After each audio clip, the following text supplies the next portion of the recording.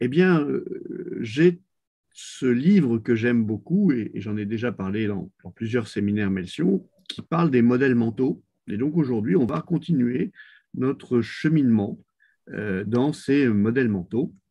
Et aujourd'hui, on va aborder la question du cercle de compétences. Bienvenue à tous sur cet nouvel épisode des chroniques Melsion pour l'entrepreneur.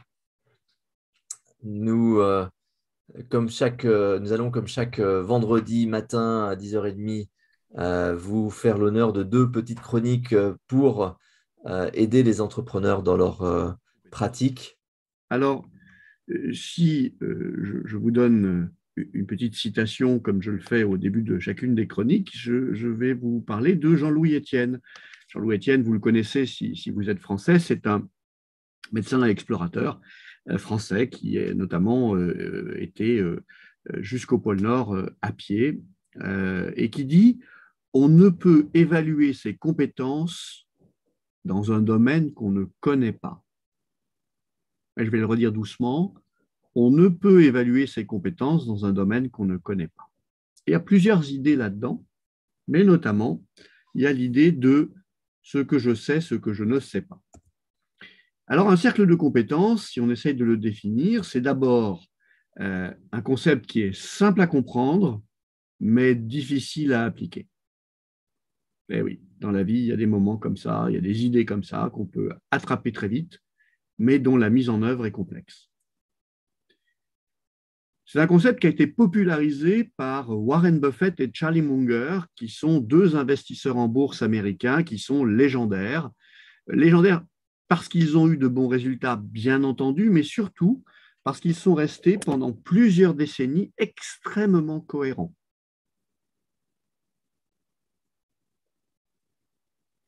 Un cercle de compétences, c'est quelque chose qui confère un avantage concurrentiel durable. On peut se dire que c'est intéressant. Et enfin, ça se travaille pour améliorer la qualité de ses décisions. Et pour un entrepreneur, avoir des décisions à prendre, eh bien, c'est quotidien. Peut-être que vous prenez 10, 20, 30 décisions chaque jour.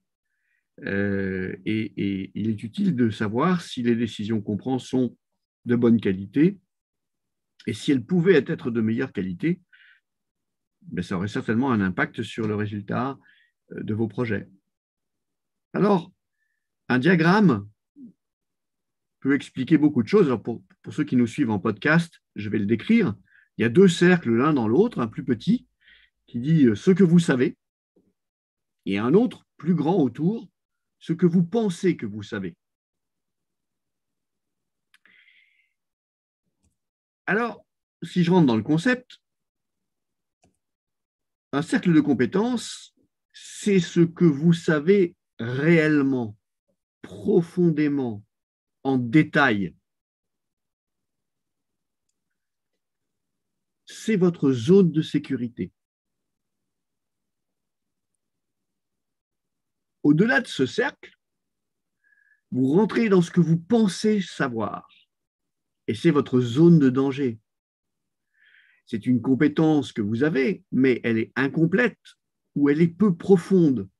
C'est une compétence qui n'est pas la même que votre cœur de compétences, prenons cet autre mot, ou votre cercle de compétences. Ce qu'il faut comprendre, c'est qu'il y en a encore un troisième cercle, c'est là où vous savez que vous ne savez pas. Et du coup, vous savez à cet endroit-là que vous ne savez pas, et du coup, vous êtes à nouveau en sécurité. Je prends un exemple.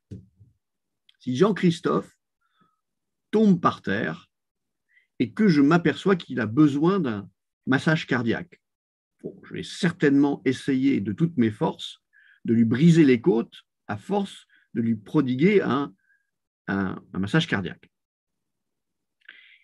Mais si je m'aperçois qu'il s'étouffe, il s'étouffe avec un morceau de gras, de viande qui est resté coincé dans sa trachée, et que j'essaye d'inciser, vous savez, juste en dessous, dans sa gorge pour lui permettre de faire une respiration directe qui passerait l'air dans ses poumons, Ben, écoutez, là, je suis vraiment dans ma zone d'incompétence, mais en même temps, compte tenu des circonstances, est-ce que je vais essayer? Ben, probablement. C'est peut-être une erreur. En revanche, ce que je sais, c'est que s'il avait besoin d'une chirurgie cardiaque, je suis totalement incompétent. Donc, je ne vais pas m'essayer la chirurgie cardiaque. Et vous voyez bien, je pratique les gestes de premier secours depuis très longtemps. Alors, pas très souvent, hein, mais depuis très longtemps. Je suis capable probablement d'appeler une ambulance de mettre Jean-Christophe en sécurité quelques instants, mais je ne suis pas capable vraiment d'aller plus loin, parce que je n'ai pas la compétence. La plupart des erreurs graves surviennent dans cette zone intermédiaire, là où vous pensez que vous savez, et en fait, votre savoir n'est pas assez complet. Et en effet, la frontière est difficile à définir. À quel moment et comment je sais si je suis à l'endroit de mon cœur de compétence et à l'endroit où je suis juste en dehors. Mais je pense que vous saisissez le concept. Alors, comment on peut définir son cercle de compétences? La première chose, c'est que vous en avez déjà un, probablement depuis vos 20 ans. Parce que c'est composé, ça se forme avec vos expériences, vos études, vos rencontres, mais aussi vos centres d'intérêt. Et donc, c'est important de comprendre que ces cercles de compétences que l'on forme, on les forme presque malgré nous. On n'en a souvent pas conscience.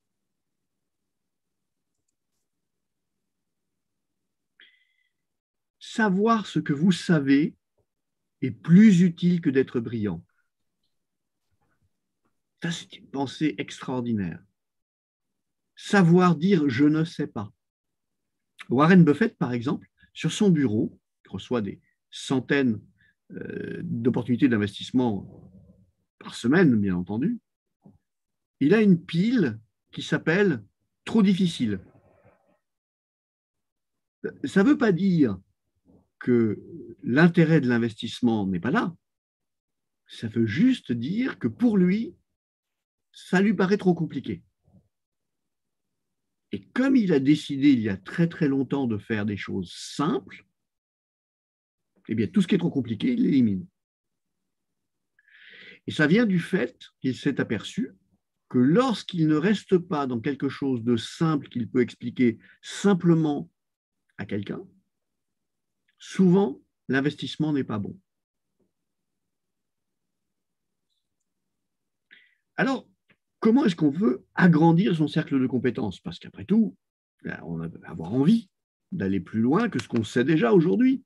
Et puis, si tout ça commence à 20 ans, vous imaginez qu'on pourrait avoir la joie de continuer au-delà de ce qu'on sait aujourd'hui. Eh bien, la première chose, c'est qu'il faut travailler à définir les limites de cette compétence. Parce que ce qui est important, ce n'est pas d'apprendre des choses qui sont éloignées de son cœur de compétence, mais qui sont juste à la frontière de l'autre côté. Pour ça, il faut connaître ce qu'on appelle son blind spot ou ses blind spots. Vous savez, le blind spot, c'est ce point de vision, et tout le monde l'a, dans lequel l'œil ne voit pas. Et le cerveau reconstitue une image complète, alors que votre œil, eh bien, il manque toujours un bout de cette vision. Eh bien, c'est à l'intérieur de cet endroit, lorsque je sais que là, j'ai un manque de compétences, c'est là que je peux aller creuser, si c'est tout proche de ce que je sais par ailleurs. D'accord? Je vous donne un exemple.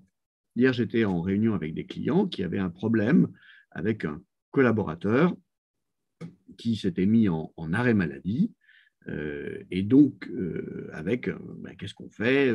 En fait, cette personne, c'est une erreur de recrutement, ça ne marche pas entre nous, mais on ne peut pas la licencier pendant son arrêt maladie. Et là, moi, j'étais en train de réfléchir en me disant, mais en fait, je ne sais pas. Je ne sais pas, est-ce qu'on peut ou est-ce qu'on ne peut pas licencier quelqu'un pendant un arrêt maladie? Bah, donc, j'ai appelé un expert.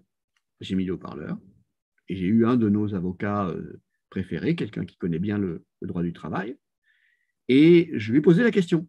Ah, il m'a dit, bah, c'est très simple, il y a deux cas. Soit dans l'arrêt de travail, il est mentionné que c'est pour pour maladie professionnelle, et auquel cas tu ne peux pas licencier la personne. Soit ce n'est pas mentionné que c'est pour maladie professionnelle, et dans ce cas, tu peux engager une procédure de licenciement. Et vous voyez, dans cet exemple, cette compétence RH, qu'en tant qu'accompagnateur d'entrepreneurs depuis des décennies, ben, nous avons acquis au fil du temps, pas des spécialistes, pas des juristes RH, nous avons une forme de compréhension des mécanismes.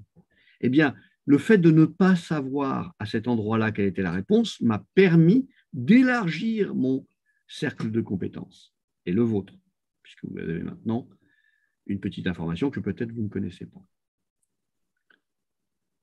Il faut bien entendu continuer à apprendre tout au long de sa vie. On ne part pas avec un bagage suffisant à l'issue de ses études, et c'est l'expérience qui va venir, mais aussi l'envie d'apprendre.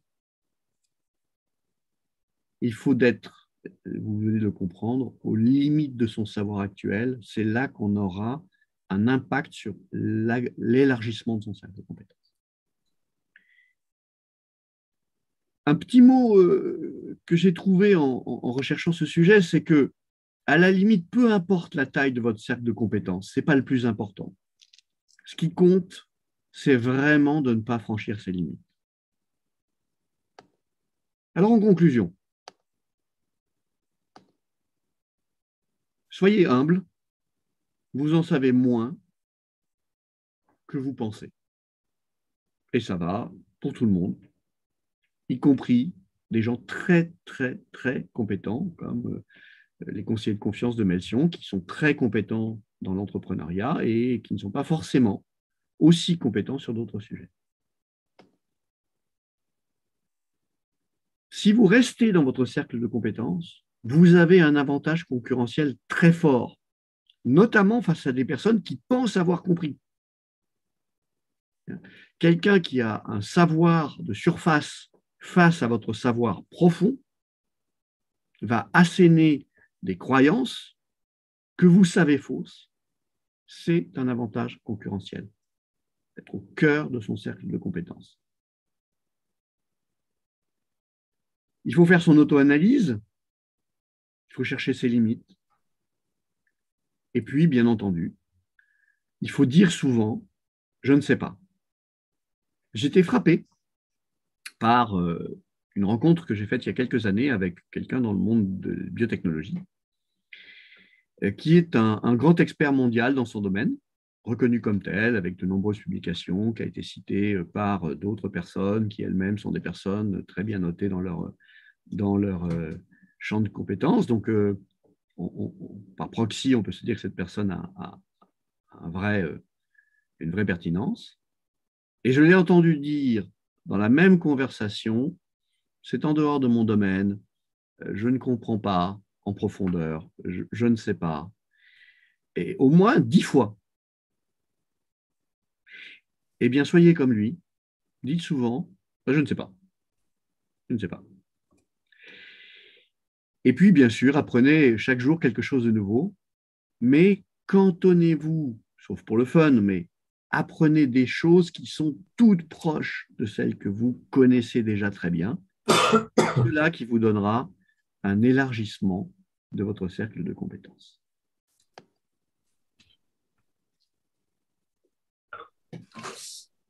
Merci Patrick pour cette jolie chronique. C'est un sujet très polémique, surtout par les temps qui courent, parce que beaucoup l'utilisent de travers en expliquant que tu n'es pas médecin, tu ne peux pas parler, tu n'es pas un spécialiste de la santé publique, tu ne peux pas parler, tu n'es pas un spécialiste des questions stratégiques, tu ne peux pas parler. Donc c'est quand même dans une démocratie le bon moyen que l'on a de faire taire l'opposant. Tu as raison, et tu avais fait une chronique il n'y a pas très longtemps justement sur les aspects de curiosité, d'aller découvrir et d'aller se renseigner, se former. Tu avais expliqué comment trouver des sources d'informations et leur donner une sorte de classification en utilisant cette méthode que je viens de décrire et qui est que quelqu'un qui est euh, recité, quelqu'un qui a fait le boulot, quelqu'un qui a une capacité à expliquer clairement un raisonnement est toujours beaucoup plus intéressant à écouter que quelqu'un qui affirme sans donner le cœur de son raisonnement. Et c'est qu'un apparent contraste. La chronique de Jean-Christophe d'il y a quelques semaines et cette chronique sur le cercle de compétences ne sont qu'un apparent contraste. Parce que ce que Jean-Christophe expliquait, c'est comment je vais être un peu plus compétent, très loin de mon domaine d'expertise, et sa méthode fonctionne bien. Sauf que ce que j'explique moi aujourd'hui, c'est qu'à l'intérieur de votre cercle de compétences, c'est là que vous devriez concentrer l'essentiel de votre prise de risque. Et c'est deux sujets très différents. Pour être un citoyen informé, éclairé, essayer d'avoir une vision qui dépasse celle des médias en continu, eh bien, la méthode de Jean-Christophe s'applique. Elle ne permet pas d'avoir une compétence profonde. Parce que la compétence profonde, elle vient de loin. Et c'est ça la grande découverte. C'est que si vous, vous pouvez rattacher ça au livre de Malcolm Gladwell, Outliers, dans lequel il explique, alors c'est un journaliste Malcolm Gladwell, hein, l'idée est toute simple, elle se comprend en une seconde et le livre se lit en une heure parce que à l'intérieur, c'est pas très scientifique. Mais l'idée est intéressante. Il dit qu'il faut 10 000 heures pour former un maître, un master, dans n'importe quel domaine. Le droit, la musique, la programmation informatique, 10 000 heures. Et il dit, voilà, au bout de 1 000 heures, vous êtes quelqu'un de compétent. À 3 000 heures, vous êtes un expert. Et à 10 000 heures, vous êtes un maître. Et on voit bien que accumuler 10 000 heures dans un domaine, quel qu'il soit, la pratique du violon, le droit immobilier ou le tai chi, ça prend quelques années et de pratique régulière. Et donc, très peu de gens arrivent là. Mais ce qui est intéressant, c'est de mesurer où on en est soi-même. Je pense que Jean-Christophe et moi, ça fait largement plus de 10 000 heures qu'on travaille avec des entrepreneurs. Et donc, du coup, on est probablement arrivé à une forme de maîtrise, même si on continue à apprendre tous les jours. Et on a envie d'apprendre tous les jours. Mais en dehors des endroits où on a passé le temps nécessaire, on a lu ce qu'il fallait lire, on a vécu les expériences qu'il fallait vivre, on a développé finalement une connaissance détaillée. Je vous rappelle, je vous renvoie à ma chronique sur la carte. La carte n'est pas le territoire, vous vous souvenez sans doute. Eh bien, en dehors de ces endroits où vous avez une compréhension détaillée et vous pouvez quand même vous faire surprendre, eh bien, vous savez que vous ne savez pas. Donc, rien de contradictoire entre les deux chroniques. En fait, l'interrogation que j'ai, c'est sur la différence qu'il y a entre le savoir et la compétence. Tu vois, c'est-à-dire que c'est une chose de savoir que la personne qui est en face de nous a peut-être le cœur qui est arrêté et qui va essayer qu'il faut le faire repartir et qu'a priori, on met les mains comme ça, on appuie à tel endroit et ça devrait marcher. Mais si on ne l'a pas fait des centaines de fois, on sait, mais on n'a pas la compétence. C'est une bonne remarque. Et c'est, tu vois, à mon avis, le sujet éternel qui est, à force de lire des romans, on sait apprécier ce qui est un bon roman, un mauvais roman. On ne sait pas encore en écrire un. À force d'écrire des romans, on va être capable d'acquérir cette compétence par le travail. Et finalement, savoir ce qui fait un bon roman est très loin de savoir l'écrire, savoir le produire. Même si, évidemment, ça va aider. Mais quelque part, il y a des romanciers qui ont écrit sans avoir forcément une grande connaissance des romans et des autres, et qui ont, parce que par la force de leur inspiration, par les tâtonnements qu'ils ont essuyés, arrivent à produire une grande œuvre. Mais en général, il ne faut pas se tromper, quoi. Il y a eu du travail. Absolument.